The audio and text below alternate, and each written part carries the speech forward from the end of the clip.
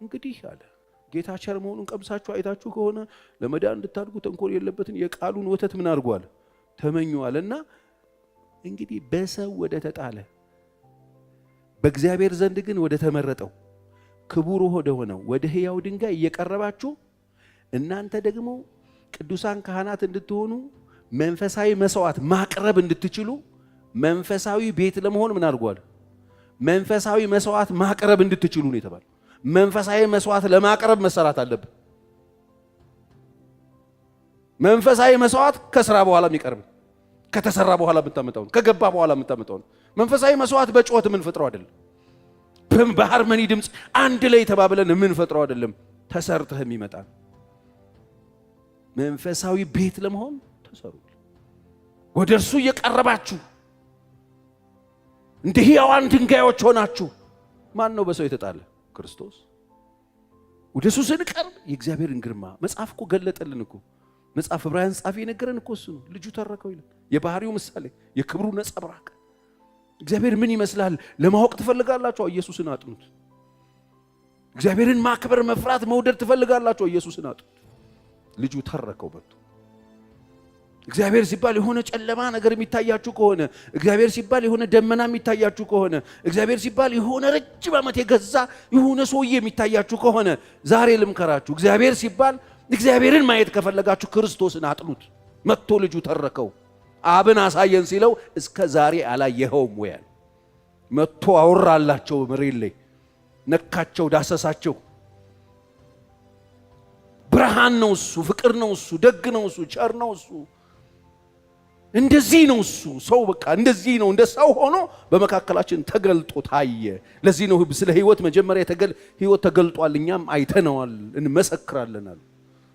ወገኖች እግዚአብሔርን ማምለክ መስዋዕት በፍርሃት ማቅረብ ነው። እግዚአብሔር ብርሃኑን ይስጠን።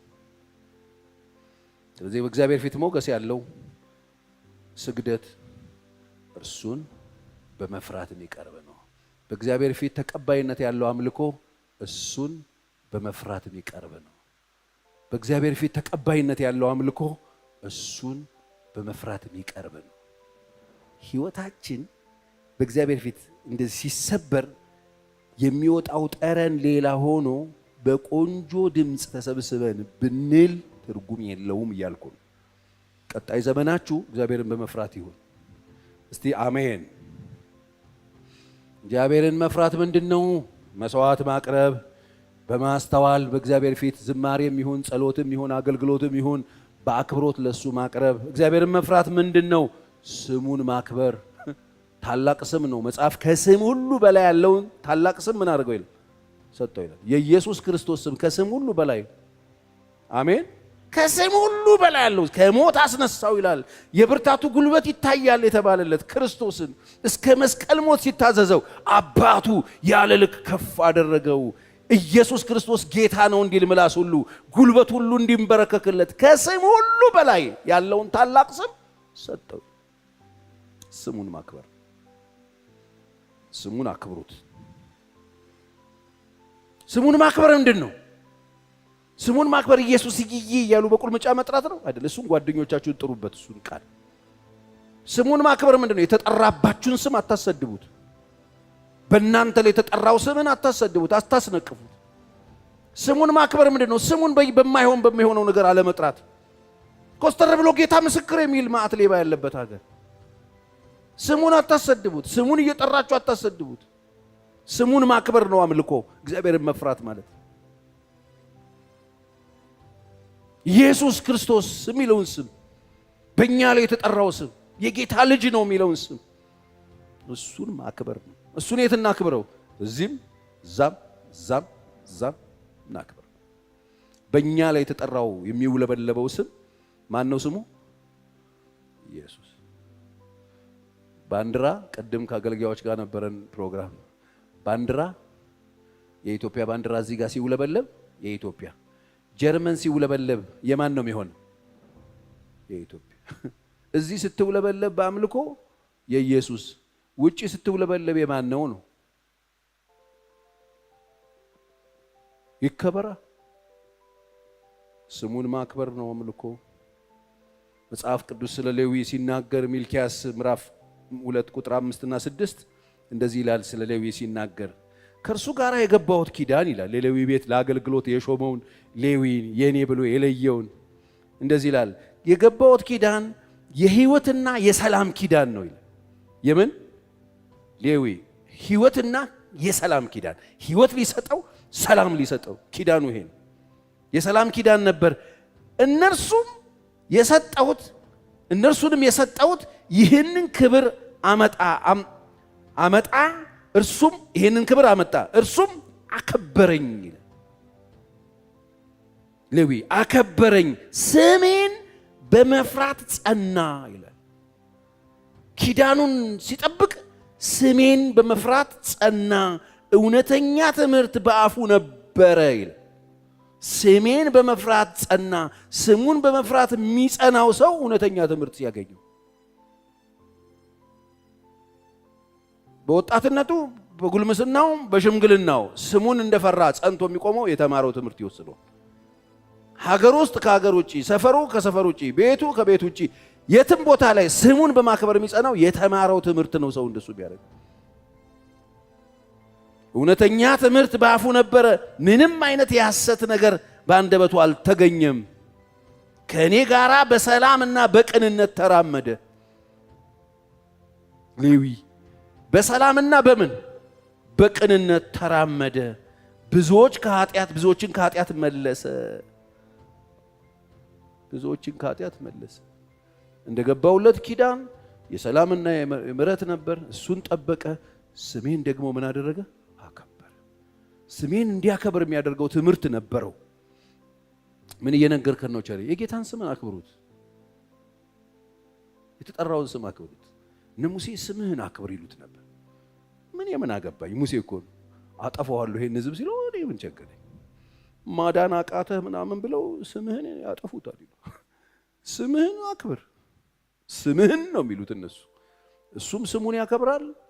እግዚአብሔርን መፍራት ማለት እሱም ያከብረውን ስም ማክበር። በሕይወታችሁ ዘመን ሁሉ ጌታን እየፈራችሁት መኖር ከፈለጋችሁ ስሙን አክብሩት። በእናንተ ላይ የተጠራው ስም ይከበር። ሰው ታዋቂ አባት፣ ባለጠጋ አባት፣ ባለስልጣን አባት ካለው የአባቱን ስም ይጠብቃል። የከሌ ልጅ እንዳይባል ስሙን ያከብራል። የትልቅ ሰው ልጅ ትንሽ ቦታ ተገኝቶ አባቱን ስም አያስነቅም። እኔና እናንተ ደግሞ የትልቅ ሰው ልጆች አይደለን፣ የትልቁ አምላክ ልጆች። ስሙን አክብሩት። ለዚህ ነው የእግዚአብሔር የአምላክህን ስም በከንቱ አትጥራ ይላል። ስሙ ዝም ብሎ በከንቱ የሚጠራም አይደለም። ዝም ብሎ እንደለመደብን የምንጠራው አይደለም። እግዚአብሔርን መፍራት ስሙን ማክበር፣ ስሙን እያከበርን መኖር፣ የኑሮ መስዋዕት ማቅረብ ነው።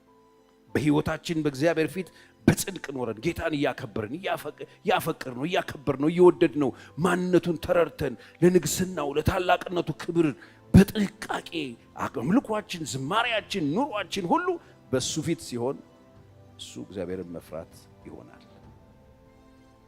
ዘጸአት 27 ምዕራፍ 20 ቁጥር 7 የእግዚአብሔር የአምላክህን ስም በከንቱ አታንሳ፣ እግዚአብሔር ስሙን በከንቱ የሚያነሳውን በደል አልባ አያደርገውምና ይላል። ከበደል አያነጻውም። በከንቱ አታንሳ፣ የእግዚአብሔርን ስም በከንቱ አትጥራ ብሎ ለእስራኤል ቤት በስነ ስርዓት በሕጉ ላይ ያስቀምጦታል። ስሙን እግዚአብሔር በጣም ነው የሚፈልገው።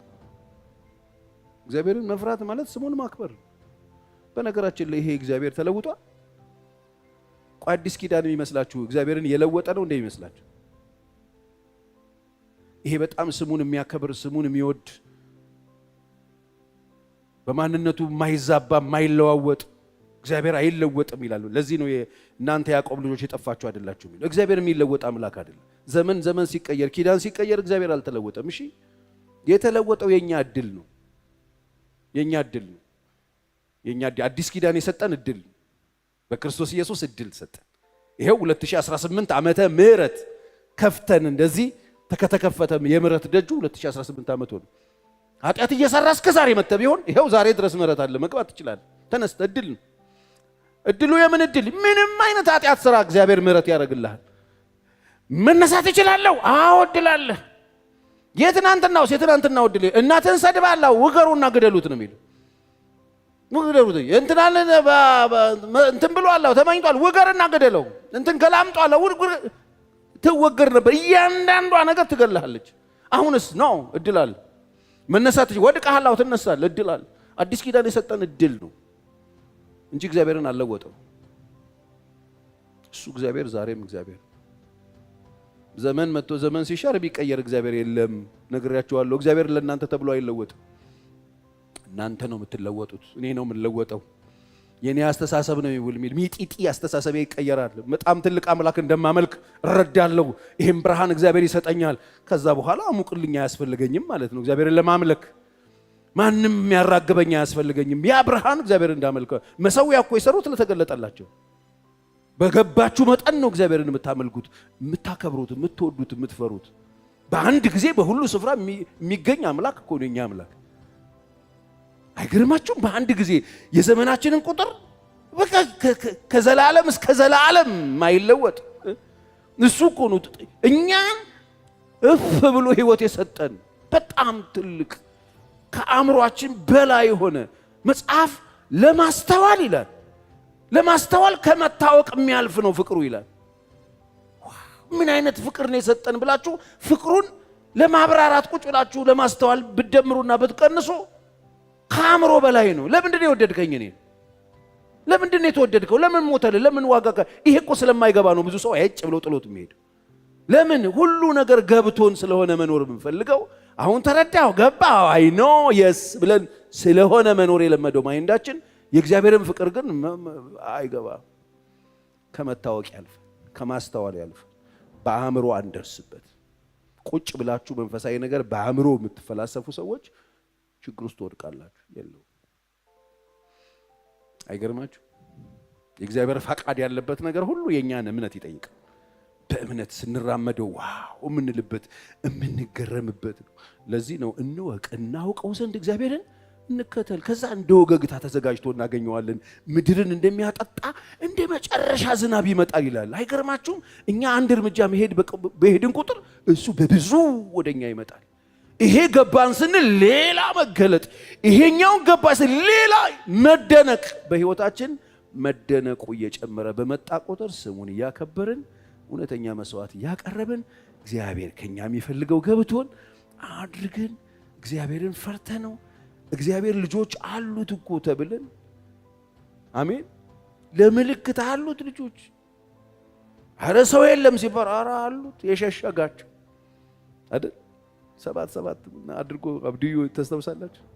ጉልበታቸው ያልተነካ ለእግዚአብሔር የኖሩ አሉ። ምንም ሰው የለም እኔ ብቻ ነኝ ሲል ኤልያስ ኧረ እባክህ ተደብቀው አሉ።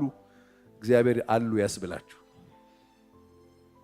በትውልድ መካከል እግዚአብሔር ምልክት ያደርጋችሁ። እግዚአብሔርን በሚፈራውና በማይፈራው በሚታዘዘውና በማይታዘዘው መካከል ትለያላችሁ ይላል መጽሐፍ። ስሜን ለምትፈሩ ለእናንተ ደግሞ ይላል የጽድቅ ፀሐይ ትወጣላችኋለች። ስሜን ለምትፈሩ ለእናንተ የጽድቅ ፀሐይ እኔ በምሰራበት ቀን የኔ ገንዘብ ትሆናላችሁ። የጌታ ገንዘብ የሚሆኑት እነማን ናቸው ካላችሁ ስሙን ለሚፈሩት፣ ስሙን ለሚያከብሩት፣ በትውልድ መካከል ሞዴል የሚሆኑለት እነሱ ናቸው። እነሱን ካሽ አረጋቸዋለሁ አለ፣ ዘረዝራቸዋለሁ። የጽድቅ ፀሐይ ትወጣላችኋለች፣ በጨለማ ውስጥ ፀሐይ ያወጣላችኋል። እግዚአብሔር ያርክልን። አሜን። እንደ ምድጃ እሳት የሚነድ ቀን ይመጣል አለ። ያኔ ነው እኮ የሚለዩት እነሱ።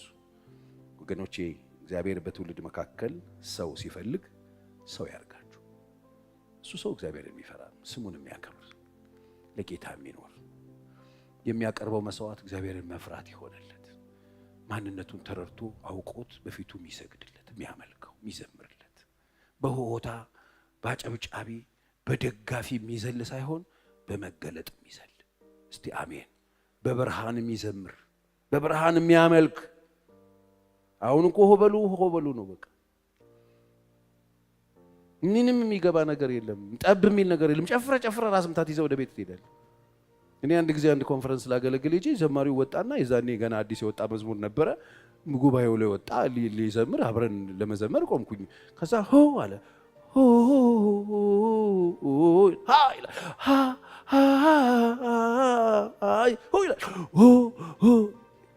ሲል ጉባኤው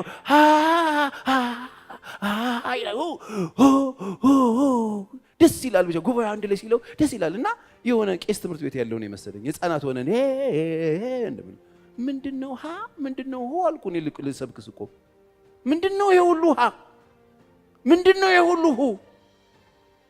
ምንም ትርጉም የሌለው እኮ ይሄ እኮ የልሳን ትርጉም የሌለው ሚንጮሻሿ ጽናጽል እንደማለት ነው። ይሞቃል ደግሞ እኮ ኪቦርድ መጮ እየዘለለ ነው ሃሁ የሚያስብለው። ድምፁ ስለሚያምር ጉባኤው ስለሚለጥ አንድ ላይ አለው እኮ ዝማሬ። ቀጣይ እኮ ስንኞች አሉት እኮ መዝሙሩ የሚታወቅ ነው። እግዚአብሔር ከሃም ከሁም ያውጣችሁ። ገና ሃጋ ከሆናችሁ ያላችሁት ቄስ ትምህርት ቤት እዛ ኤኔታ ጋር ነው ያለው። ተነሱ ነው ከፍ በሉ። እግዚአብሔር ትርጉም ያለው ነገር እንዴ ምንድነው ምንድነው? አሁን አንዳንድ ዝማሬዎችን ለመዘመር እኔ በጣም የምቸገርባቸው እዚህ ቤት የለም። እውነት ለመናገር ክልክልም ነው። ልጆቻችን እግዚአብሔር ይመስገን ተቃኝተዋል የሚሉትን ያውቃሉ። በተቻለ መጠን እንደው እኔ አሁን ለምናቸው ብዙ ጊዜ ጉባኤው የሚያውቀው መዝሙር አምጡ ምለው አብረን እንድንዘምር ነው። ሊዘምሩልን ከሆነ ደግሞ ቁጭ አድርገው ሊዘምሩልን። እውነት ውሸት ቁጭ ብለን በመዝሙር ውስጥ መልእክት እንሰማለን። ድሮ እንደሱ እናደርግ ነበር። ሶስት ትልቅ 6 ቁጥር ያለው መዝሙር ማት ሰዎች መጥተው በደብተር ይዘው ይዘምሩልና ቁጭ ብለን እያለቀስን እየጻፍን እንሰማ ነበር መዝሙሩ መልእክቱ። አሁን ግን ምንድነው ያልነው መጨረሻ ላይ ብላችሁ ጠይቃችሁ ታውቃላችሁ? አንዳንድ ጊዜ አንዳንድ አምልኮዎችን ሳይ ምንድነው የተባለው ሲል ቅጥልጥልጥልጥልጥል አንዱ ካንዱ 76ቱን ከ90ው የ90ውን ከ2000 ዝትልትልትል ያለ ነገር ንስሐ ይሁን አምልኮ ይሁን ምን ይሁን ማይተከታተል ያለው በቃ የሆነ መዝሙር በቃ መዝሙሩ ራሱ እግዚአብሔርን ስታቆት የምትሉትን ታውቃላችሁ። እግዚአብሔርን ስታቆት የምታቀርቡለትን ታውቃላችሁ። እናንተ ቤት በጣም የምታከብሩት እንግዳ ይመጣ ምንድነው የምታቀርቡለት? በምን አይነት ሳህን ነው የምትሰጡት? ምንድነው ልትሰጡት የምታስቡት? የምታቀርቡለት ቤታችሁ የሚመጣው እንግዳችሁ እኔ እናንተ ቤት ብታ ተወዱኛላችሁ ታስታውቃላችሁ። ቤታችሁ ስመጣ ምንድነው የምትሰጡ? ሳሎናችሁ በጥቼ ቁጭ አልኩ ግድነት ወይ ልጅ እየመጣ ብላችሁ የምታቀርቡልኝ ምንድነው? ድርቆሽ ተጠያላችሁ አፍለኛ ምናምን ነው የምትለቁብኝ ወይስ በስነ ስርዓት የተሰራ ነገር? ለእግዚአብሔር አፍለኛ አትስጡት። በደም የታሰበበት ነገር እናድርግ። 1000 ዓመት አትኖሩም። በጣም ትልቅ ነው። ትጸጸታላችሁ። ግድ የላችሁ። በጣም ትልቅ ነው። እኔ እንደውም ራእይ መጽሐፍ ላይ አንድ ቀን ሁሉም ነገር ካለቀ በኋላ እንባ አለ፣ እንባቸውን ካይናቸው ያብሳል የሚል ቃል አለ እና ሰው እዛም ሄዶ ያለቅሳል እንዴ ብዬ ጠይቄ አውቃለሁ። እኔ የሚመስለኝ ሰዎች የሚያለቅሱት ያኔ መጨረሻ ላይ በጸጸት ነው ይመስል ወይ እንደዚህ ሆነ ነው እንደዚህ በቃ እሱ አለፈ እኮ ቃጣቅስ አንተ እንደዚህ ጊዜ ይልፋላፍ የሚያመልኩን ነው ጌታ ወይስ በቃ አለ አይሱ ዳይቆጨ እድሉን ሁሉ እግዚአብሔርን እናክብርበት። አሜን።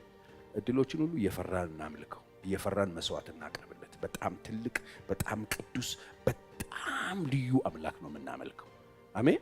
በጣም ንጹህ አምላክ ነው የምናመልከው። በጣም ቅዱስና ለእግዚአብሔር ተብሎ የተነገረለት ቅዱስ ነው። ለዚህ ነው ጴጥሮስም ሲናገር እርሱ ቅዱስ ነው፣ እናንተም በስራችሁ ሁሉ ምን ሁኑ ቅዱሳን ሁኑ። ይሄን ስል የኛ ቅድስና ነው መንግስተ ሰማይ የሚያስገባን አላልኩም። መጀመሪያ ስንገባ ነግሬያችኋለሁ። ጸጋ ያዙ ብያለሁ። የዳንበትን ጸጋ እንያዘው። በክርስቶስ ሆነን እግዚአብሔርን እናክብረው፣ ስሙን እንውደደው። መጽሐፍ ምሳሌ 15:33 እግዚአብሔርን መፍራት ጥበብን መማር ነው ይላል። ይሄኛው ትርጉም ትህትናም ክብርን ትቀድማለች ይላል። እግዚአብሔርን መፍራት ጥበብን መማር ነው ይላል። በምድር ላይ በጣም ትልቁ ሃይ ክላስ ትምህርት ምን እንደሆነ ታውቃላችሁ? ትልቁ የዓለም ጥበብ አይደለም፣ ከጥበብ ሁሉ ቁንጮ እግዚአብሔርን መፍራት።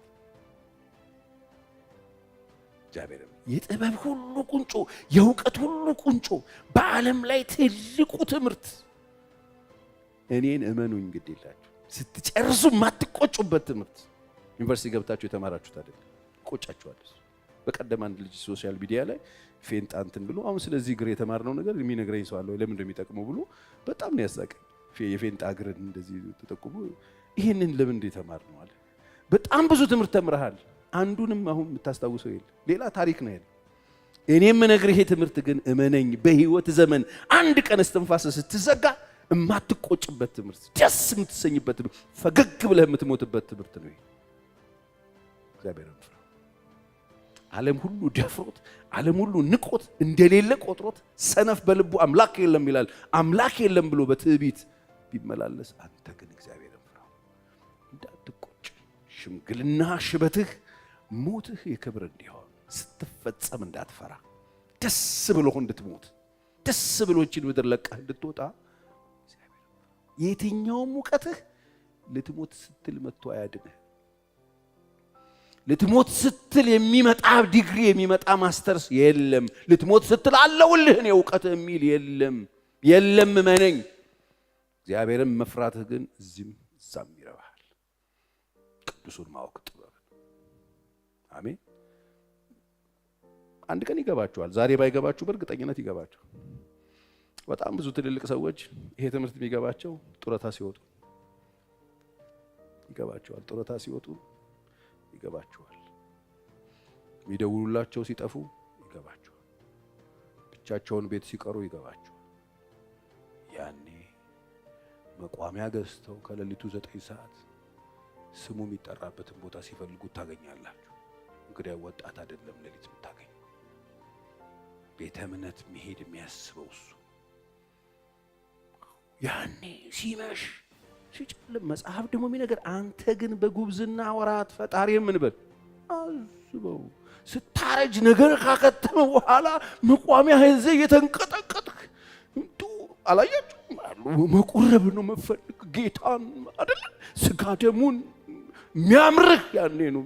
መውጫህ ላይ ትዝ ይልሃል። የትምህርት አስፈላጊነቱ ያኔ ትዝ ይልሃል። እግር ሲያዝ፣ ወገብ ሲያዝ፣ ማይንድ ሲያዝ፣ ቃላት ማንጠባጠብ ስትጀምር፣ ጆሮ ሲከዳህ፣ አይን ሲከዳህ፣ ጉልበት ሲከዳህ ትዝ ይልሃል። እግዚአብሔርን መፍራት ይሁን።